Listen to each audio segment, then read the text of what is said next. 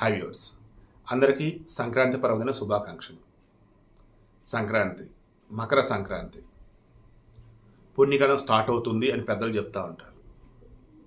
మహాభారతంలో భీష్మ పర్వంలో భీష్ముడు ఆ కురుక్షేత్ర యుద్ధంలో ఆ బాణాల దెబ్బకి నేల రాలుతున్న మూమెంట్లో అంపసైని రెడీ చేసి దాని మీద ఆయన ఉంచి ధర్మరాజు, అర్జునుడు, రిమైనింగ్ వాళ్ళంతా కూడా ఆయనతో ధర్మ సూక్ష్మాలు చెప్పు తాతని చెప్పి నేర్చుకుంటూ ఉంటారు.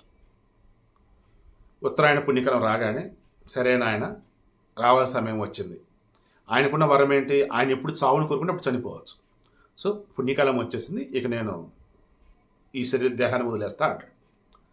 ఆ పుణ్యకాలం ఏంటి? ఉత్తరాయణ పుణ్యకాలం. ఇదిగో ఈ మన సంక్రాంతి అన్నట్టు. ఉత్తరాయణ పుణ్యకాలానికి దక్షిణాయన పుణ్యకాలం డిఫరెన్స్ ఏంటి? మనకి 1 year కదా, అది దేవతలకు ఒక రోజుతో సమానం. ఈ ఉత్తరాయణం అంటారే అది దేవతలకు వచ్చేసి పగలతో సమానం. దక్షిణాయనం అంటారే అది వచ్చేసేమో రాత్రితో సమానం వాళ్ళకి. ఈ ఉత్తరాయణ పుణ్యకాలం ఎప్పుడు స్టార్ట్ అయ్యింది? ఈ భూమధ్య రేఖ దగ్గర దక్షిణ సైడ్ ఉన్నటువంటి ఈ సూర్యుడు ఉత్తర సైడ్ టర్న్ అవుతాడు అనమాట. ఇక అప్పటి నుంచి ఉత్తరాయణ పుణ్యకాలం స్టార్ట్ అయినట్టు లెక్క మనకి. ఓకేనా? ఈ భీష్ముడు కూడా ఏం చేస్తాడు? విష్ణు సహస్రనామాలు అని చెప్పి మనంతా అనుకుంటూ ఉన్నాం. ఇప్పుడు మాట శ్లోకాలు పఠిస్తూ ఉంటాయి కదా, అవన్నీ కూడా భీష్ముడు చెప్తాడు ధర్మరాజు, విష్ణు సహస్రనామాలు అన్నీ కూడా. సరే, ఈ ఉత్తరాయణ పుణ్యకాలం స్టార్ట్ అయింది, దేవతలకు వచ్చేసే పగలు.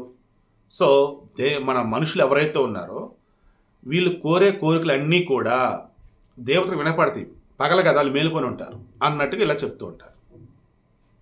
తర్వాత ఇప్పటి వరకు అంటే ఎక్కువ మన పండుగలు చూడండి, హిందూ పండుగలు చాంద్రమాన ప్రకారం తీసుకుంటూ ఉంటారు. బట్ ఈ సంక్రాంతి వచ్చేసి సూర్యమాన ప్రకారం వచ్చింది అనమాట. సూర్యుడు ఏం చేస్తాడంటే ఈ రాశులలో సంచరిస్తూ ఉంటాడు. అలా ఒక్కొక్క రాశిలోకి వెళ్ళినప్పుడు సంక్రమణం అంటూ ఉంటారు. ఇలా మకర రాశిలోకి వచ్చిన సందర్భంలో దీన్ని మకర సంక్రమణం, మకర సంక్రాంతి అంటూ ఉంటారు. మొత్తం మనకి 27 నక్షత్రాలు. ఓకేనా? ఈ 27 నక్షత్రాలు కూడా ఒక్కొక్క నక్షత్రాన్ని మరలా 4 పాదాలు ఉంటాయి. ఓకే, ఈ 4 పాదాలు అన్నప్పుడు ఇందులో 9 పాదాలని ఒక రాశి అంటారు. ఓకేనా? మనం పుట్టినటువంటి జన్మ నక్షత్రం ఏది అంటారు. ఆ నక్షత్ర ప్రకారం ఏ పాదం ఏంటనే దాని పేరు బేస్ చేసుకొని మనకి పేర్లు పెడతారు. అలా 27 నక్షత్రాలు, ఒక్క నక్షత్రం 4 పాదాలు, అందులో 9 పాదాలను కలిపి ఒక రాశి అంటారు. 12 రాసుల్ని వచ్చేటప్పటికి 108 పాదాలు. అంటే ఒక్కొక్క రాశిలో సంక్రమణ జరుగుతుండేది కదా, అలా 108 పాదాలలో కూడా ఈ 12 రాశులు మూవ్ అవుతూ ఉంటాయి అన్నట్లు లెక్క. 108 అన్నప్పుడు మనకు అందుకే హిందువులకి అత్యంత పవిత్రమైనట్టుగా చెప్తూ ఉంటారు. ఇక ఈ భోగి రోజు వచ్చేసే గోదాదేవిని మహావిష్ణు పెళ్లి చేసుకోవడం అని చెప్పేసి అందుకే దానిని భోగి అన్నట్టుగా అంటారని.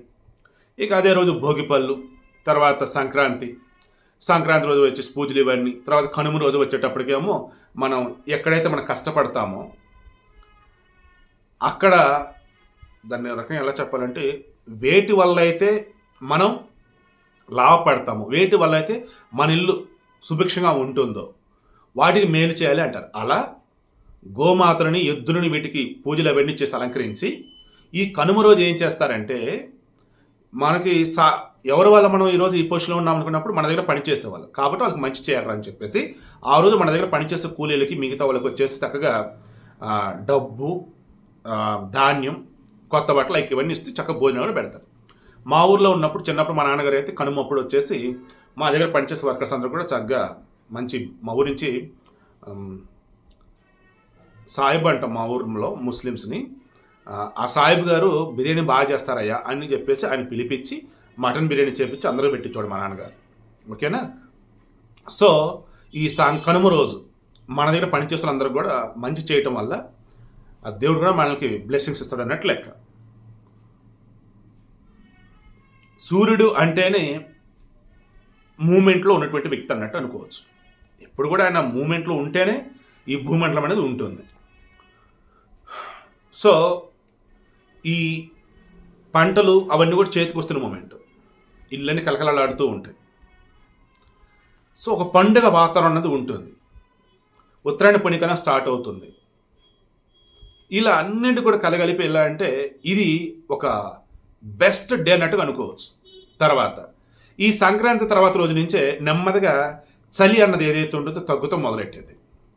బట్ ఈ మూమెంట్లో మన బాడీలో నెంబర్ ఆఫ్ చేంజెస్ వస్తాయి, క్లైమేట్లో నెంబర్ ఆఫ్ చేంజెస్ వస్తాయి. అందుకని మన బాడీకి వేడి అందాలి అండ్ కొవ్వు మంచి కొవ్వు అనేది కావాలి. అందుకని నువ్వులు, బెల్లంతో చేసినటువంటి పిండి పదార్థాలు అవన్నీ కూడా చేస్తూ ఉంటారు. సో మీరు ఒకటే గుర్తుంచుకోండి, ప్రపంచంలో నేను ఎవరిని తక్కువ చేయను కానీ ప్రపంచంలో హిందూ సాంప్రదాయం ప్రకారం జరిపే ప్రతి పండుగ ఖచ్చితంగా మానవాళికి మంచి చేసేదే. దాని వెనుక అతిపెద్ద సైన్స్ అనేది ఉంటుంది. ఈ పండుగకి మనం వేసే భోగి మంటలు, ఆ భోగి మంటలు ఏమేస్తాం, ఇంట్లో ఉన్నటువంటి పాతవన్నీ వేసేస్తాం. మళ్ళీ ప్లాస్టిక్ చెత్త చెదరాలు కాదులే. పూర్వకాలంలో ఏముండేవి, ఇంట్లో ఉన్నటువంటి పనికిరాని ఏవైతే మొత్తం తీసుకొని అందులో కాల్చేస్తారు. అప్పుడు ఏమనుకుంటారు, మన దగ్గర ఉన్న చెడుని మొత్తం కాల్చేస్తారు, ఇక మంచిగా జరగబోతుంది అనుకుంటారు.